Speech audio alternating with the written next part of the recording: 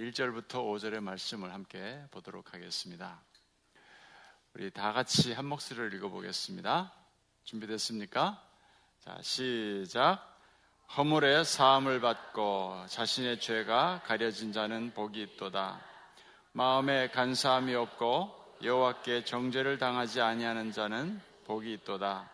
내가 입을 열지 아니할 때 종일 신음함으로 내 뼈가 쇠하였도다. 주의 손이 주야로 나를 누르시오니 내 진액이 빠져서 여름 가뭄에 마름같이 되었나이다. 내가 이르기를 내 허물을 여호와께 자복하리라 하고 주께 내 죄를 아뢰고 내 죄악을 숨기지 아니하였더니 곧 주께서 내 죄악을 사하셨나이다. 셀라. 아멘. 오늘은 죄책감으로부터의 자유라는 제목으로 함께 좀 회개에 대해서 함께 좀 말씀을 좀 나누면서 은혜 받기를 원합니다. 예수 믿은 지 오래됐는데 또 새삼스럽게 회개에 대해서 얘기를 하실지 모르겠지만, 이 회개라는 것은 우리가 주님 앞에 가는 그날까지 계속해서 우리의 삶 가운데 아주 중요한 부분을 차지하고 반복되어져야 될 부분이기 때문에 이 밤에 다시 한번 생각을 하게 되었습니다. 여러분, 제가 하나 묻고 싶은데, 여러분은 하나님 하면 제일 먼저 여러분 마음 가운데 떠오르는 하나님의 이미지는 어떻습니까? 여러분들 하나님 앞에 나아간다 할 때 아주 담대하고 당당하게 나아가시는 편입니까? 아니면 좀 쭈뼛쭈뼛하면서 좀 망설이기도 하고, 이거 내가 나가도 되나 하는 어떤 그런 좀 미안한 마음에서 나아가곤 하십니까? 저는요, 좀 이 감정적인 표현을 잘 못하는 편에 속합니다. 좋게 얘기하면 이성적이고요, 나쁘게 얘기하면 좀 못났습니다. 전 사람을 만나도요, 이렇게 굉장히 반가우면서도 이게 반가운 이 표현을 잘 못해요. 그래서 좀 이렇게 만나면 어떻게 해야 돼요? 이 누구야? 한번 이래야 되는데, 저는 그냥 어제 본 사람처럼 그냥 아유 왔어요 이런 식으로 하니까, 저 목사님 날 안 반가워하나 보다, 별로 반갑지가 않은가 보다, 이런 생각을 하시는 경우가 있어요. 선물을 받을 때도 그래요. 여러분, 선물 받을 때 선물 주시면 어떻게 해야 됩니까? 이 리액션이 좀 쩔쩔어야 되거든요. 그래서 이거 뭐예요? 그래서 뭐예요 이거? 이렇게 막 해야 되는데 좀 그러질 못해요. 그래가지고 선물을 주시고 나서 제가 반응을 시큰둥하게 보이는 것 같아갖고, 목사님은 내 선물이 마음에 안 드나 보다 이러면서 또 오해하셔갖고 다음부터 안 주시는 분들도 있으시더라고요. 절대로 그거 아닙니다, 여러분. 제가요, 가만 생각해 보니까 제가 목사가 됐음에도 불구하고 하나님 앞에 나아갈 때도 좀 그랬던 것 같다는 생각을 해보았습니다. 기도할 때도 그렇고요, 전 예배할 때도 늘 긴장을 했었어요. 하나님을 좀 편안하게 생각을 하고, 아버지 앞에 오면 까짓거 그냥 나가는 거 아니에요, 그죠? 근데 저는 그런 생각을 좀 못하고 늘 긴장하고 기도를 하고 긴장하고 예배를 드리고, 설교할 때도 그냥 무지무지 긴장하고 설교를 하고 막 그랬던 기억이 납니다. 그래서 오랫동안 그랬어요. 저는 그것이 이제 성격 탓이라고 생각했습니다. 그런데 제가 며칠 전에 기도를 하는데, 여기서 기도를 하는데요, 불현듯 그러한 저의 어떤 생각들, 그리고 하나님을 향한 저의 태도들이 이게 내 성격 탓이 아니고, 물론 어려서부터 이제 그렇게 쭉 지내다 보니까 이게 성격으로 굳어진 후천적인 그런 부분도 있긴 있겠지만, 그것이 죄책감 때문이었다는 걸 알게 됐습니다. 성령님께서 제 마음에 그런 이렇게 깨달음을 이렇게 주셔가지고 제가 흠칫 놀란 적이 있습니다. 죄책감에 대해서 오늘 좀 얘기를 하려고 하는데, 저는요, 어릴 때부터 신앙생활을 했습니다. 저는 모태신앙입니다. 그래서 집에서도 그렇고 교회에서도 그렇고 늘 제가 귀에 못이 박히도록 들었던 얘기가 죄 짓지 말라는 거였어요. 저는 그래서 늘 죄 짓지 말아야 된다는 생각을 했는데, 그러면 죄를 안 져야 될 거 아니에요. 근데 죄를 늘 지었어요. 그러니까 늘 제 마음속에는 짓눌림이 있었습니다. 정죄의식이요. 정죄를 많이 받다 보니까 저희 부모님으로부터 죄를 자꾸 지적을 받고, 또 교회 가도 또 너는 죄인이야 막 이런 식으로 막 지옥 갈지도 몰라 막 이러면서 계속 이렇게 이야기를 하니까, 그래서 제 마음속에는 늘 나는 죄인이고, 나는 그래서 하나님이 나를 보실 때마다 늘 인상 쓰시고 찡그리시고 아유 한심한 놈 이러면서 혀를 차시고, 내가 하나님 앞에 나아가는 걸 좀 굉장히 지겨워하실지도 모른다는 생각을 늘 했었습니다. 정말 제가 잘못한 게 많아서 그랬던 게 아니에요, 여러분. 예? 그렇게 생각하지 마시고 그때는 그렇게 교육을 시키는 것이 그것이 옳다고 생각을 했어요. 저는 그래서 그 결과가 뭐냐면 자꾸 지적을 당하고 자꾸 이렇게 죄에 대해서 이렇게 얘기를 자꾸 하니까 제가 그만 주눅이 들어버렸어요. 신앙생활에 주눅 든다는 말 여러분 아세요? 요새는 너무 나대갖고 탈인데 제 때는요 너무 주눅이 들었어요. 그래서 늘 주눅이 들으니까 신앙생활에 자신이 없는 거예요. 성경을 읽으려고 각오를 했다가도 이것도 읽다가 얼마나 될까 이런 생각부터 하고 앉아있는 거예요. 하나님이 나를 보실 때도 난 하나님 앞에 사랑받는 존재라는 생각보다는 하나님 나를 한심하게 보실 거라는 생각이 드는 거예요. 그래서 하나님 하면 전 이미지가 어떤 이미지가 떠올랐냐면 분노하시는 하나님, 인상을 팍팍 쓰시는 하나님, 죄인들을 이제 언젠가는 반드시 심판하시는 하나님, 이렇게 좀 무시무시한 하나님의 모습으로 제 마음속에 늘 가지고 있었습니다. 그랬던 이유는요 아주 간단합니다. 내가 주변 사람들로부터 사랑을 받지 못해서 그래요. 주변 사람도 내가 칭찬을 받고 부모님들로부터 실수를 해도 뭐 그럴 수도 있지 뭐 이러면서 계속 제가 수용됐다면 아마 제가 좀 잘못을 해도 하나님 앞에 당당하게 나아갔을 것 같아요. 뭐 하나님 뭐 죄를 좀 지었지만 뭐 그럴 수도 있죠 뭐 이러면서 나갔을 것 같은데 저는 그러질 못했습니다. 저 자신에 대해서 굉장히 지나칠 정도로 단호했습니다. 제가 무슨 얘기를 드리려고 하는가 하면 그리스도인들에게 있어서 죄가 무서운 이유가 뭔지 아세요? 죄를 지으면 지옥 갈까 봐 그래서 죄가 무섭다고 생각하십니까? 여러분 아닙니다. 이미 우리는요 비록 죄를 짓는다고 할지라도 사망에서 생명으로 이미 옮겨진 사람들입니다. 여러분 믿습니까? 아멘 하십시다. 예, 사망에서 생명으로 옮겨졌어요. 그러면 죄가 왜 무서운가 하면 죄책감이 무서운 거예요. 죄책감. 죄는요 우리가 일단 죄를 짓게 되면 그 죄 지은 것으로 끝나지 않습니다. 우리의 마음속에 뭐가 생기나 하면 죄책감이 생겨요. 죄에 대한 가책. 다시 말해서 이 죄를 지었기 때문에 나는 대가를 치러야 되고 이 죄를 지었기 때문에 나는 심판을 받아야 된다는 생각, 그 죄책감이 우리의 마음속을 딱 사로잡습니다. 그렇게 되면 결국 그 죄책감이요 우리를 죄의 굴레 안에다가 가두어놔요. 자신감을 잃어버리게 만듭니다. 그래서 결국에는 어떻게 되냐면 하나님께 가까이 나가질 못해요. 그리고 하나님이 늘 무섭고 나 같은 존재는 별로 기억도 못하실 것 같고 나를 절대로 사랑하시지 않을 거라고, 나를 절대로 용서하시지 못할 거라고 이렇게 스스로 지레 하나님에 대해서 단정을 지어버린다는 거예요.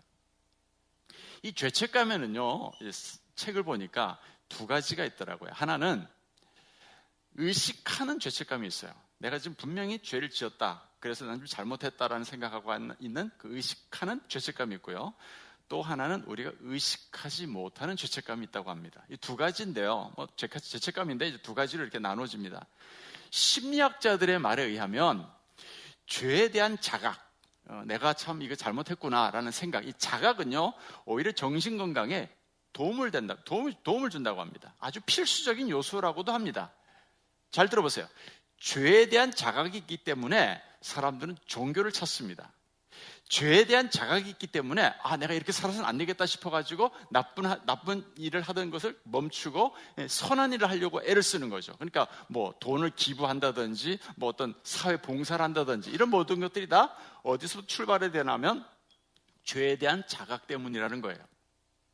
그런데 불행스럽게도 대부분의 사람들은 그렇게 종교를 가진다든지 뭐 사회 봉사를 한다든지 해서 선한 일을 해가지고 그 죄에 대한 자각을 이렇게 선하게 바꾸려고 하는 그런 노력보다는 대개 사람들은 이 죄책감을 잠재의식 속으로 밀어 집어넣어 버린다는 겁니다. 의식적으로 죄를 잊어버리려고 한다는 거예요. 그것만 생각하시면 돼요.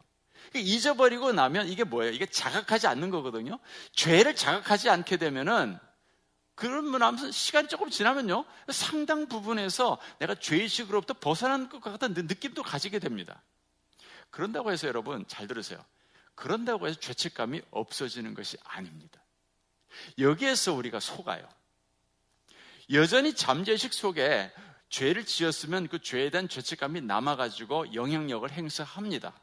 잠재의식 속으로 밀어 넣어진 그 죄책감이요 그게 이상하게 우리를 지배해요. 어떻게 지배하냐면 이유를 모르는데 이유가 없어요. 그냥 무기력감이 몰려와요. 그냥 우울해요. 그냥 무언가 자신이 없고 내 영혼이 점점 깊은 수렁으로 빠져들은 것 같은 그런 느낌이 들어요. 근데 왜 그런지 몰라요. 그냥 불안해요. 그냥 불안해요. 제가 부끄러운 고백을 하나 하겠습니다. 이렇게 퍼블릭한 데서 이야기하면 안 되는데 한번 얘기를 한번 해보겠습니다. 제가 군 생활을 한 3년 했는데, 제가 군대 생활을 하다가 하나님의 은혜로 상병이 되면서 대대 군종사병이 됐습니다. 대대 군종사병이라는 건 무슨 뜻인가 하면, 목사님들이 연대까지만 있어요. 연대 군목, 연대를 담당하는 군목까지만 있고, 대대부터는 목사님이 내려오질 못합니다. 그만큼 군대 티오가 없어요. 그럼 누가 대신하냐면 군종사병이 대신하게 됩니다. 그 일을 하게 됐는데, 그럼 군종사병이 하는 일은 뭐냐면, 매주일 목사님이 안 오시니까 내가 목사가 돼가지고 예배를 인도하는 거예요.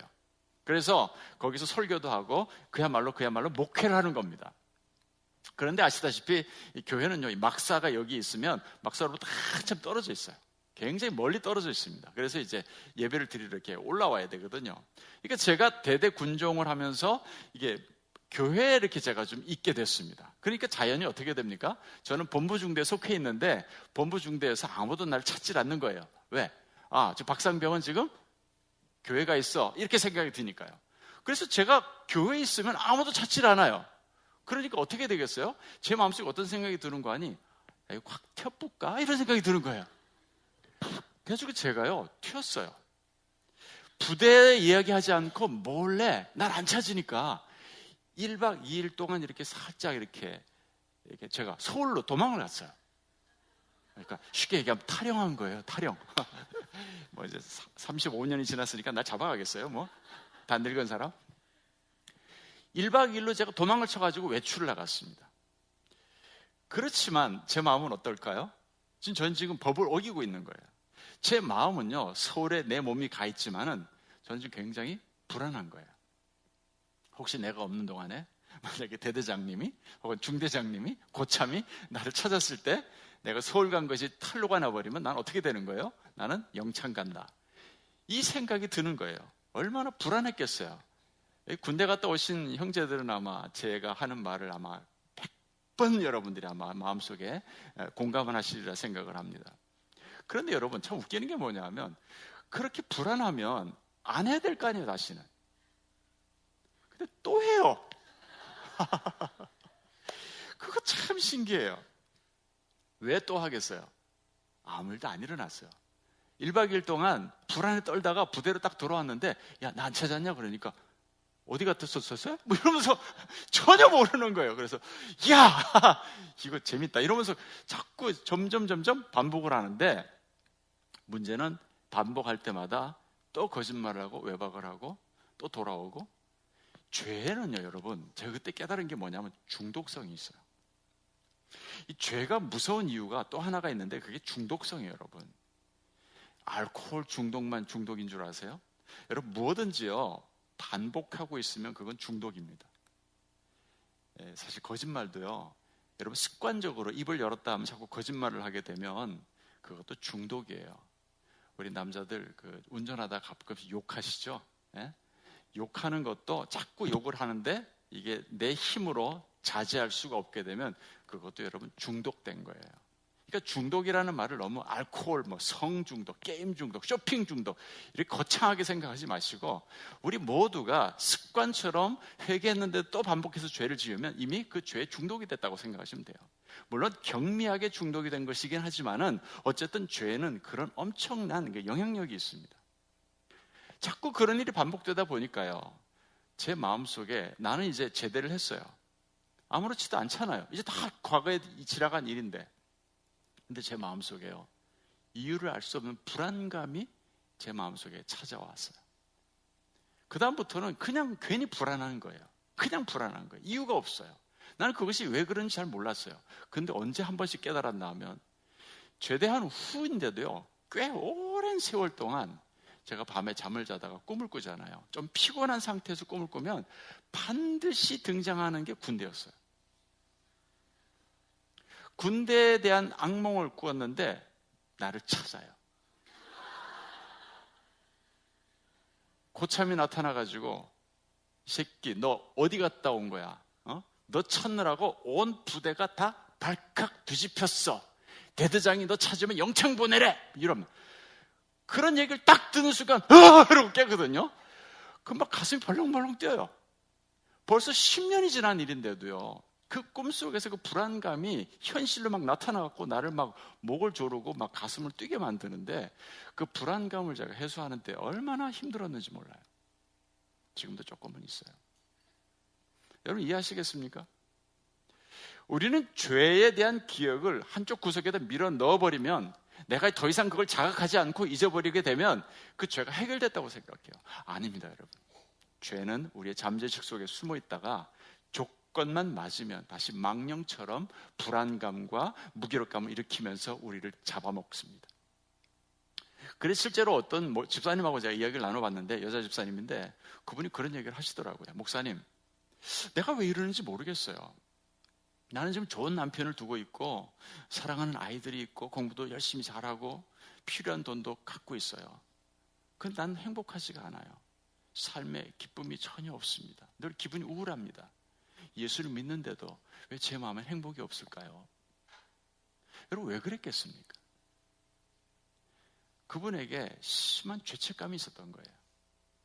죄책감은요, 우리의 심령에 계속 무엇을 요구하는지 아세요? 죄값을 치르라고 요구를 합니다. 죄값을 치르라고 요구를 해요. 이게 죄책감이에요, 여러분. 이미 예수님께 십자가에서 우리의 모든 죄에 대한 대가를 다 치르셨거든요. 우린 더 이상 심판을 받지 않습니다. 우리는 비록 죄를 지었지만 그 모든 죄의 형벌을 예수님이 대신 다 십자가에서 하나도 남기지 않고 다 받으셨기 때문에 이제 우리가 받을 형벌이 없거든요. 그런데 죄책감은 우리의 마음속에 뭘 얘기해요? 대가를 치르라는 거예요. 넌 잘못했으니까 벌을 받아야 된다는 거예요. 계속 이걸 우리 마음속에다가 이야기를 하고 있는 겁니다.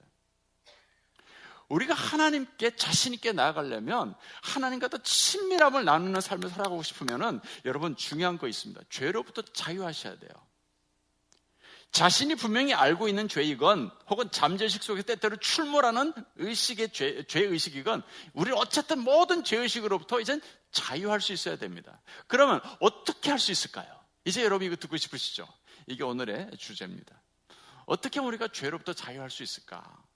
사실은요, 이미 예수님께서 우리를 죄로부터 자유케 하셨는데 우리가 지금 그 자유함을 누리지 못하고 살기 때문에 제가 오늘 설교를 하는 거예요. 자, 오늘 본문 시편 32편하고 또 똑같은 성경이 이제 51편, 내용이 좀 다르긴 하지만 똑같은 배경을 놓고 기록한 성경입니다. 오늘 본문은 다윗이 썼습니다. 잘 아시죠? 목동으로 참 비천한 신분의 사람이었는데 어느덧 한 나라의 왕이 됩니다. 한 나라를 통치하는 왕이 되잖아요. 이제는 정말 권력과 재물을 한 손에 쥔 그 나라의 최고가 되는, 최고 지위에 오르는 그런 존재가 되었습니다. 근데 다윗이 우리가 알다시피 중년에 아주 무서운 적을 만나죠. 다윗이 더 이상 이제는 전선에 나가서 직접 싸울 필요가 없어진 거예요. 부하 장군들이 열심히 다 싸워주기 때문에 막 늘 승승장구하니까 다윗이 나갈 필요가 없는 거예요. 그래서 왕궁에서 그냥 뒹굴뒹굴 시간을 보냈죠. 그러다가 잘 아시는 대로 낮잠을 자고 나서 한가하게 왕궁 지붕을 거니는데 아래쪽 건너편 한 집의 뜰에서 어떤 여인이 목욕하는 것을 보게 되었습니다. 여러분 침 삼키지 마세요. 들었어요? 오늘 이 자리에 19세 이하 자녀들도 있기 때문에 더 이상 이야기하지 않겠습니다. 아무튼 다윗은 이 일 후에 끔찍한 죄를 저질렀습니다. 그 여자의 남편을 전쟁터 최전선에 내보내 죽게 한 다음에 그 여자를 자신의 아내로 삼습니다. 그러니까 간음에다가 살인까지 더해진 겁니다. 그리고 나서 다윗은 1년 동안 정말 무서운 죄책감이라는 거인과 함께 살아야 하는 그런 형벌을 받습니다. 그 1년 동안 다윗은 얼마나 영혼의 깊은 고통 가운데 지냈는지 몰라요. 그 영혼의 깊은 고통, 죽음과도 같은 그 깊은 고통을 적어놓은 성경이 시편 32편과 시편 51편 말씀이에요. 다윗의 영적 죽음의 골짜기를 보여주는 글들이 거기에 기록되어 있습니다. 여러분, 오늘 제가 시편 32편을 보면서 우리가 죄를 짓고 나서 우리에게서 가장 두드러지게 나타나는 현상 하나를 찾아볼 수가 있었습니다. 그것은 우리가 경험적으로도 알고 있습니다. 그게 뭔지 아세요? 우리의 영혼이 침묵합니다. 말을 하지 않는다는 거예요. 가까이 있는 사람에게도 말하지 않지만 더 나아가서 중요한 것은 하나님께도 말을 하지 않습니다. 3절에 뭐라고 했습니까? 내가 입을 닫았다 그랬어요. 내가 토설치 아니할 때, 옛날 성경에는 내가 토설치 아니할 때라고 했어요. 지금 우리가 읽은 말씀에는 내가 입을 닫고 말을 하지 않았다 그러죠. 이게 여러분 죄 지은 사람에게 가장 두드러지게 나타나는 현상입니다. 아무에게도 이야기하지 않는 게 왜 얘기하지 않는 겁니까? 내가 잘못했거든요. 내가 지금 부끄럽거든요. 그래서 그 죄를 드러나지 않게 내 자신 속에다 은폐시키는 겁니다. 왜 그러겠습니까, 여러분? 인간들은요, 죄를 지으면 본능적으로 자신의 죄를 숨기려고 합니다. 그래서 죄를 짓고 나서 제일 먼저 나타나는 현상이 하나님께 말이 없어져 버려요. 침묵합니다. 근데 여러분, 이게 큰 병을 가져옵니다. 말을 하지 않으면, 토설, 입을 열어서 그 죄를 고백하지 않으면 우리 영혼뿐만 아니라 육신도 병든다는 거 여러분 아십니까? 오늘 여기 보니까 3절에 내가 토설치 아니할 때 종일 신음함으로 내 뼈가 쇠하였도다. 이 뼈가 쇠한다는 말은 뼈가 마른다는 뜻이에요. 여러분, 살이 마른다는 말은 들어봤지만 뼈가 마른다는 말은 들어보셨어요? 그만큼 여러분, 이것은 엄청나게 지금 몸이 연약해지고 있다는 걸 말하고 있는 것입니다. 여러분, 육신과 영혼이요 따로 분리되어 있지 않습니다. 육신과 영혼은 언제나 같이 가요. 영혼이 병들면 육신도 병들게 되어 있고요, 육신이 지나치게 병들어 버리잖아요. 영혼도 절대로 건강하지 못합니다. 그래서 우리는요, 영혼의 건강도 중요하지만 육신의 건강도 잘 챙기셔야 돼요. 아시겠어요? 우울증이라는 것은 감정적인 문제이지만 그 우울증이 심해지면 우리 영혼도 그냥 같이 병들어 버려요. 보세요.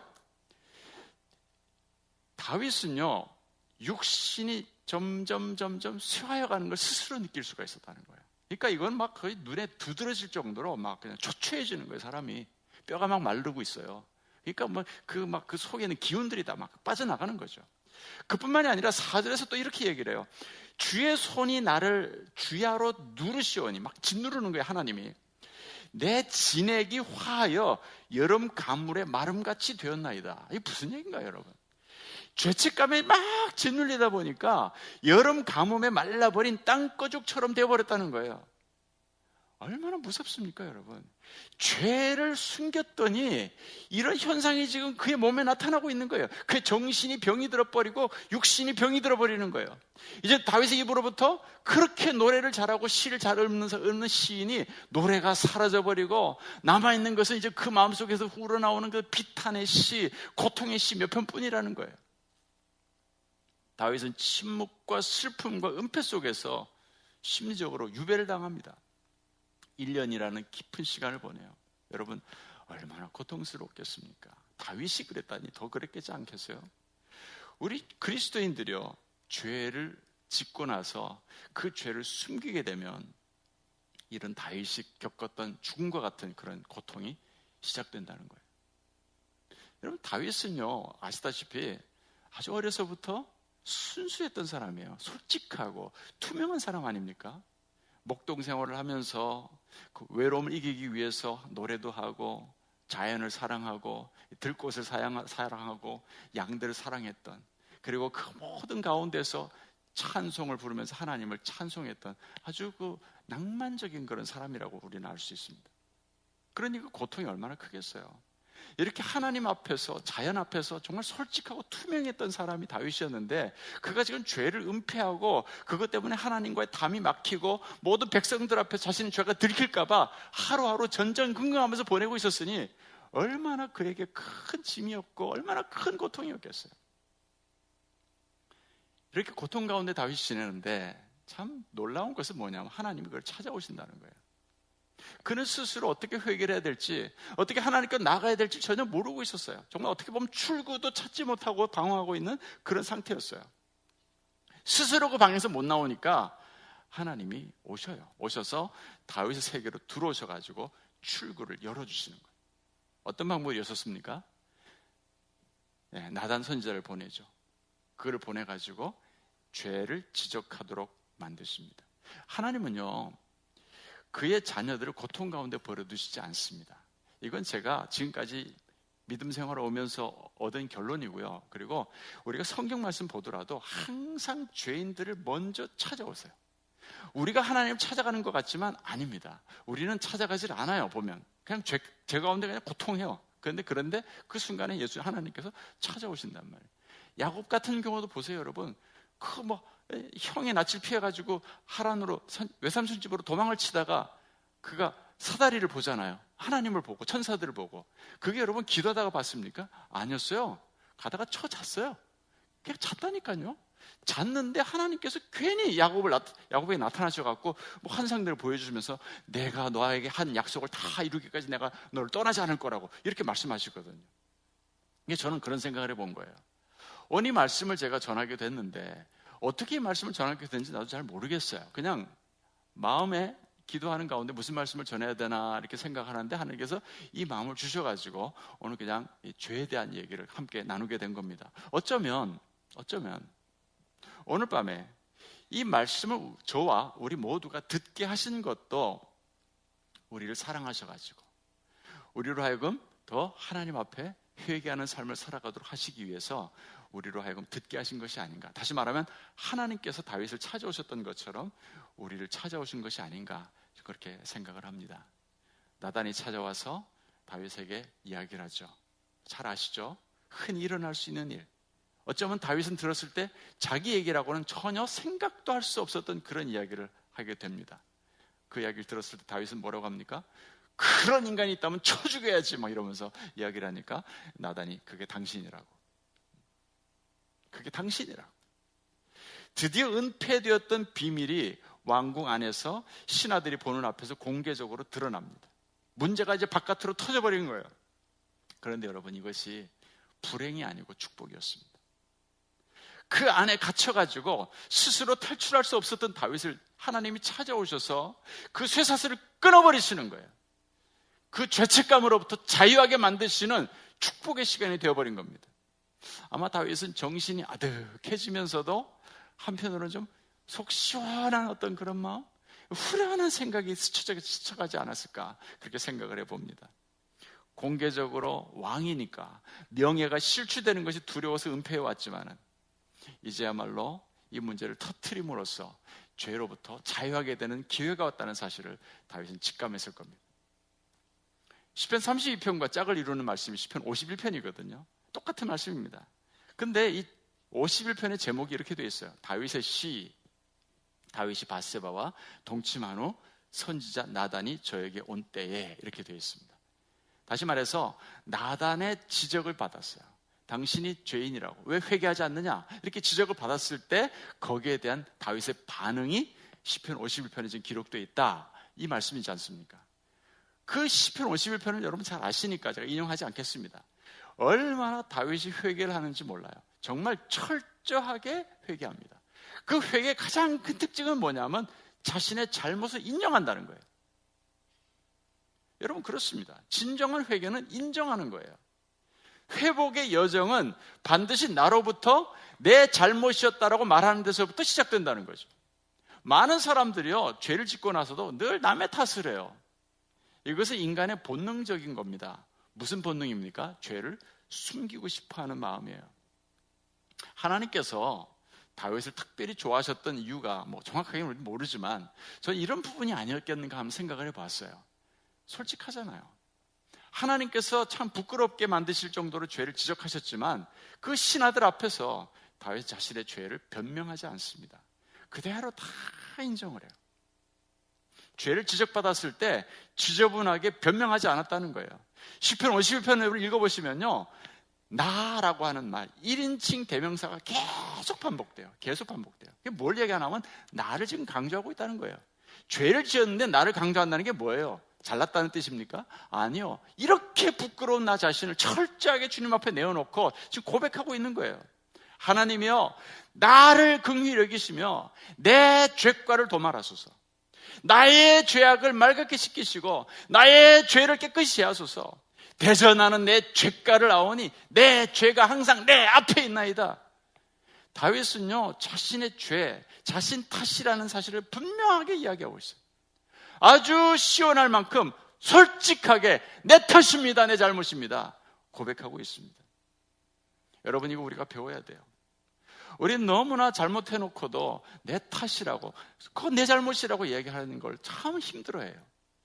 혹은 뭐 부하 직원이 혹은 부모 탓으로 스트레스를 너무 받아가지고 내가 그때 술을 마셔가지고 뭐 아니면 환경 탓이라고, 아니 나 아니라 당신도 아마 그 환경이 됐다면 아마 그랬을 거라고, 이런 식으로 누구나 그럴 수밖에 없었을 거라고 스스로 합리화를 시키면서 자꾸 자신의 죄를 감추는 거예요.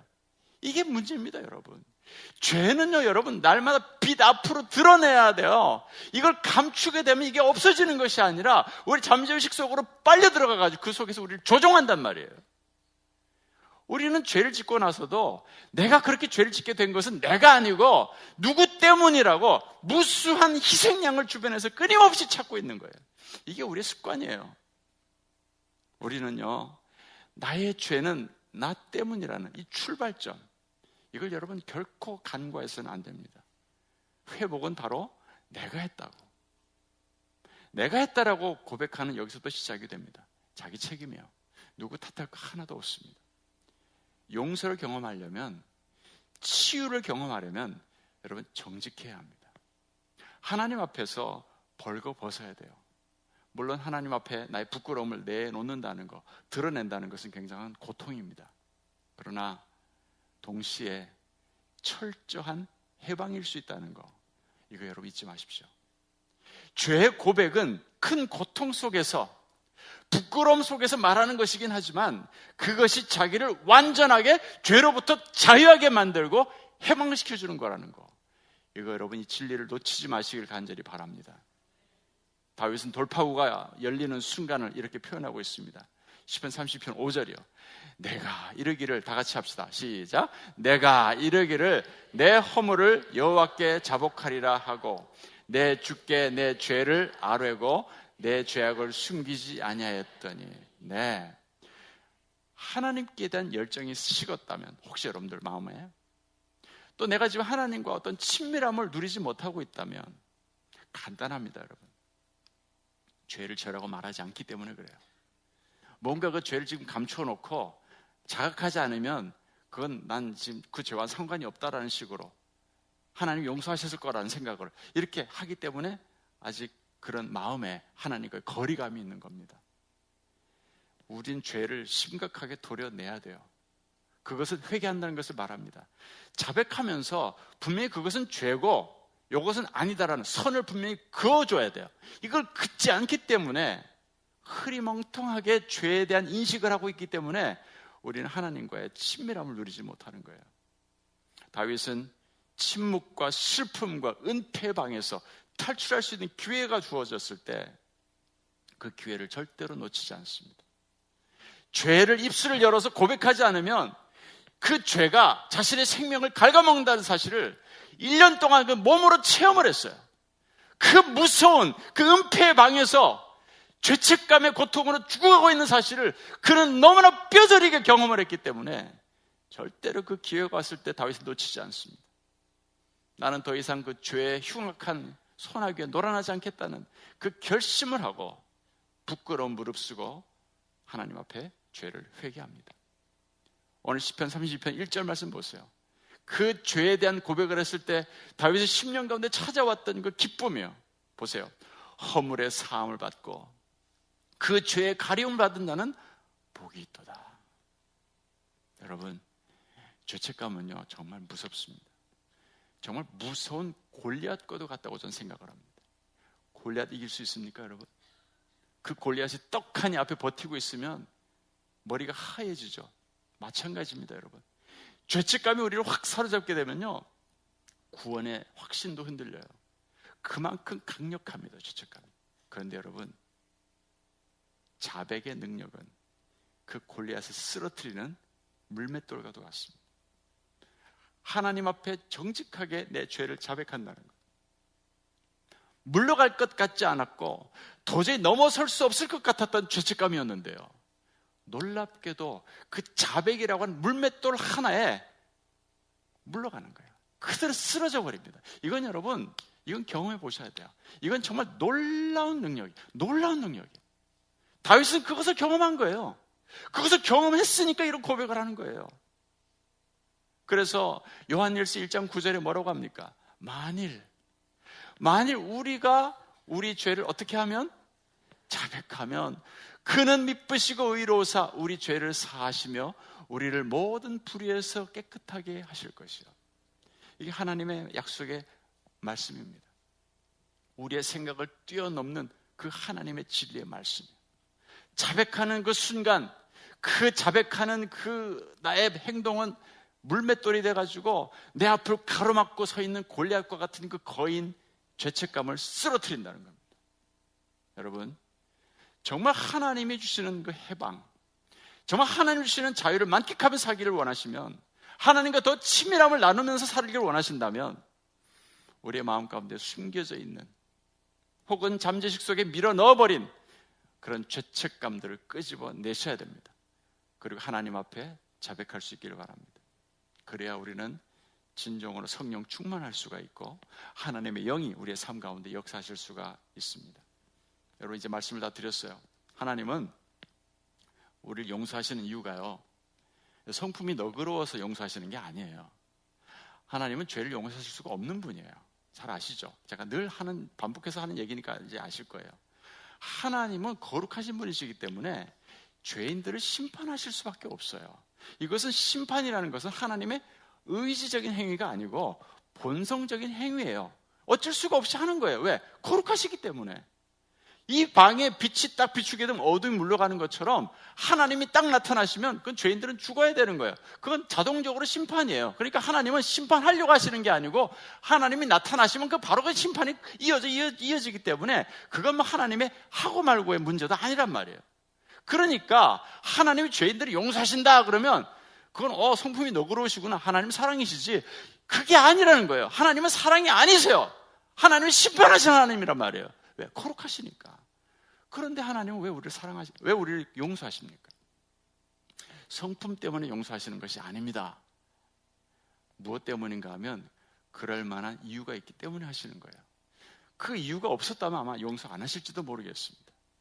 용서를 하시지 않으면 안 되는, 용서를 하셔야만 하는 분명한 이유가 있기 때문에 하나님은 죄인들이 용서를 구할 때 용서하시는 겁니다. 그게 뭡니까? 십자가예요, 여러분. 간단한 거예요. 이미 십자가 사건이 일어났어요. 하나님의 원대한 계획 속에서 죄인들을 용서하시기 위해서, 그 모든 죄책감들을 제거하시기 위해서 예수님 이 땅에 보내셔서 죄인들을 대신해 십자가에 죽게 하셨단 말이에요. 모든 죄책감을 다 끌어안고 십자가에 죽게 하셨단 말이에요. 이미 일어난 일이고 벌어진 일이에요. 이제 하나님도 저걸 돌이킬 수가 없다고요. 이게 우리에게 있는 십자가예요, 여러분. 이 십자가 사건이 이제 하나님이 아무리 우리가 죄를 짓고 엄청나게 무서운 못된 짓을 해도 이것을 돌이킬 수가 없어요. 이미 일어난 일인데 어떡할 겁니까? 이미 하나님께서 십자가에 죽으심으로써 예수님이 영원한 속죄를 주셨다고 했거든요. 앞으로 태어나서 지을 모든 인간들의 죄까지도 다 십자가 위에서 대신 다 죽으신 거예요. 그러니까 하나님은요, 이제는 어쩔 수 없이 용서하셔야 돼요. 어쩔 수 없이 용서를 하셔야 된다고요. 이 용서는 또 확실합니다. 왜 확실합니까? 이미 예수님께서 십자가 위에서 죄의 형벌을 다 받고 죽으셨기 때문에 우리를 용서할 수 있는 그런 근거, 우리 용서하시지 않으면 안 되는 그런 이유, 이것들을 다 이미 다 마련해 놓으신 거예요, 하나님께서. 그래서 우리를 용서하시는 겁니다, 여러분. 그러니까 아까 만일 우리가 우리 죄를 자백하면 저는 미쁘시고 의로우사 그랬는데 그 미쁘시다는 말이 신실하시다는 말이에요. 무엇에 신실하신 거예요? 자신의 말에 대해서, 자신의 약속에 대해서 신실하시다는 거예요. 우리가 우리의 죄를 자백하면 하나님은 자신의 말에 신실하시기 때문에 우리를 용서하신다는 거예요. 이 하나님 우리는 믿습니다. 할렐루야. 이 하나님 앞에 이 시간 이 밤에 우리도 나온 거예요. 주님 약속하셨잖아요. 하나님 말씀하셨어요. 누구든지 내게로 나오라는 거예요. 누구든지, 뭐 죄를 많이 지은 사람이든 조금 지은 사람은 상관없어요. 누구든지 내게로 나와라. 너희 죄가 주홍 같을지라도 흰 눈같이 희어질 것이고 너희들의 죄가 피같이 붉을지라도 양털같이 깨끗하게 될 거다. 누구든지 내게로 와서 죄를 자백하면 그는 즉시 자유를 얻을 것이고 용서받을 것이고 성령으로 충만하게 채워짐 받을 것이다. 우리 이 밤에 이 십자가를 이미 다 마련해 놓으시고 우리를 용서할 장치, 용서해야 될 이유, 용서해야 될 근거를 다 마련해 놓으시고 우리의 용서를 확실하게 만드시기 위해서 십자가라는 이 사건을 통해서 우리에게 분명하게 보여주시고 지금도 두 팔을 벌리시고 우리를 환영하시는 그 하나님 아버지 앞에 나가면 좋겠습니다. 야, 왜 넌 네 죄를 가지고 자꾸 숨기려고 그러니? 숨기지 마. 그 숨긴다고 해서 그거 해결되는 것도 아니고 네가 자각하지 못한다고 해서 네 죄가 없는 것도 아니야. 그런 식으로 네 죄를 해결하려고 하지 마. 그건 해결을 가정하지가 않아. 네 죄를 해결할 수 있는 방법은 딱 하나야. 내 앞에 나와라. 내 품에 안기라고. 하나님께 두 팔을 벌리시고 지금 우리를 오라 부르시는 거야. 내 품으로 와서 너의 죄를 자백하라. 속에 꿍꿍 앓고 속에 집어넣어놓고 혼자 괴로워 고통스러워하지 말고 네 뼈가 쇠할 정도로 고통당하지 말고 내 앞에 나와서 너 죄를 자백하라는 거예요. 자백하라는. 하나님께서 우리의 죄를 용서하신다고 말씀하십니다. 용서하신다고 말씀하십니다. 용서하신다고 말씀하십니다. 용서하신다고 말씀하십니다. 용서하신다고 말씀하십니다.